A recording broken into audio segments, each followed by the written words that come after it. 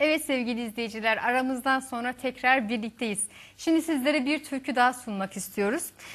Bu türkü Kızılderili'de katledilen devrimciler için yapılmış olan bir türkü. Vurulduk ey halkım unutma bizi.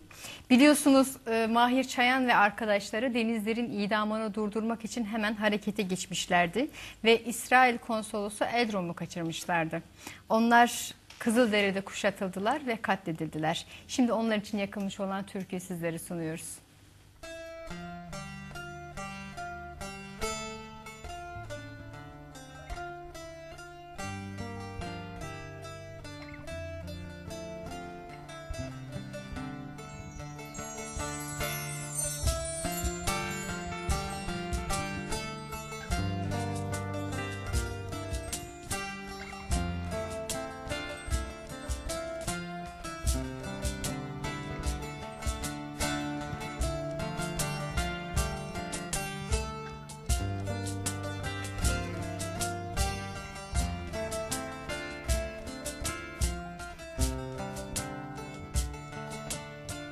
Hain tuzaklarda, kan uykularda vurulduk ey halkım unutma bizi. İşkenceler için tahta çarmıha gerildik ey halkım unutma bizi. İşkenceler için tahta çarmıha gerildik ey halkım unutma bizi.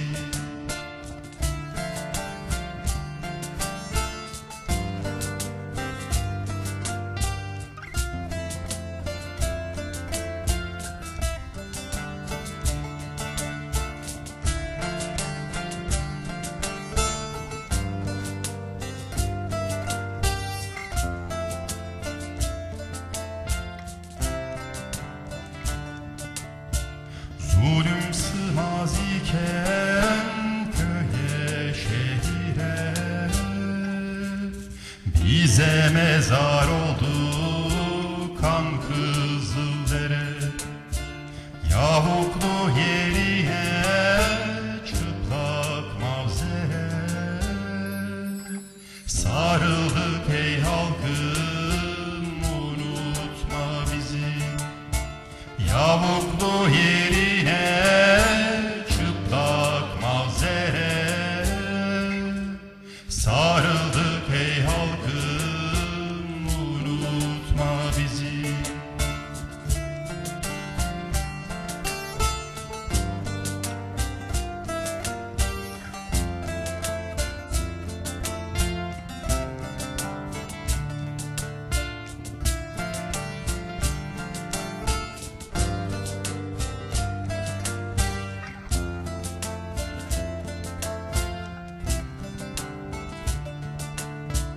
Her seher vaktinde para dışında kızıl güller açar dağlar başında.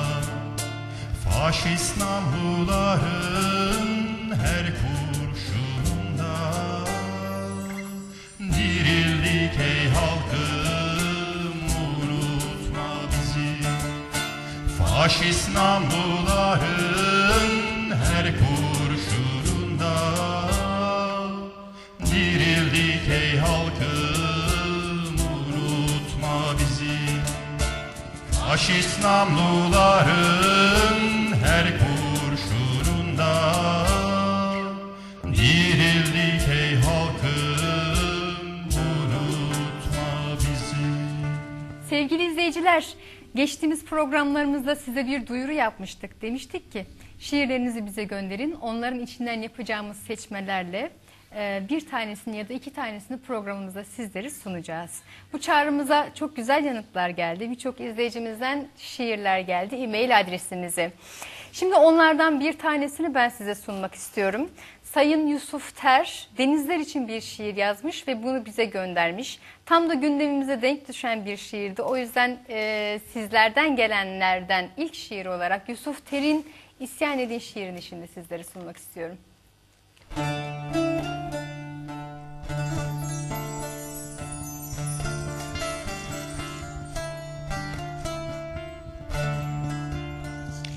Kapattı gökyüzü maviliklerini, gece küskün, ay inmiyor yeryüzüne, renkler karıştı gözlerinde, bulutlar akıyor genç bedenlere, karardı gök, Erciyes tepesi duman duman, ovalar sis. Kuş sesleri çığlığıma karıştı, bombalar şafak vakti düştü, şalvarlı mor kadınlar toprağın yüzünü öptü. Kızılırmak çayı azalıyor yetmez gayrı. Yaşlısı genci düştüler yola. Gözyaşları sel olup çağladı. Rüzgara karşı yürüyen insanlar, zulmün karşısında direnin, direnin ey mazlum halkım. Dedeler evlatları için, babalar oğullar için özgürlük adına isyan edin. Bir değiliz, bin değiliz, sayımız milyonlaştı. Sabır demlerinde kayalar çatlıyor, isyan güneşi açılıyor. Yürekler buna nasıl dayanır? Deniz Gezmiş, Hüseyin İnan, Yusuf Aslan ölümsüz yaşıyorlar. İsyan edin artık, isyan edin ey halkım.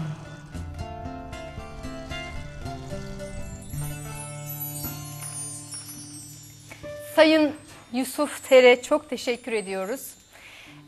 Sevgili izleyiciler, sizlerin de göndereceğiniz şiirlerinizi bekliyoruz. Evet, stüdyomuzdaki konuğumuz Sayın Yavuz Yıldırım Türk. Onunla sohbetimize devam edeceğiz. Can, senin sormak istediğin sorular vardı Yavuz Bey'e. Ben burada sözü sana bırakayım. Doğru.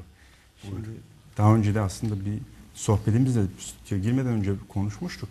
Şöyle bir şey ben sormak isterim Sayın Yavuz Yıldırım Türkiye. Şimdi son dönemlerde denizi herkes sahipleniyor.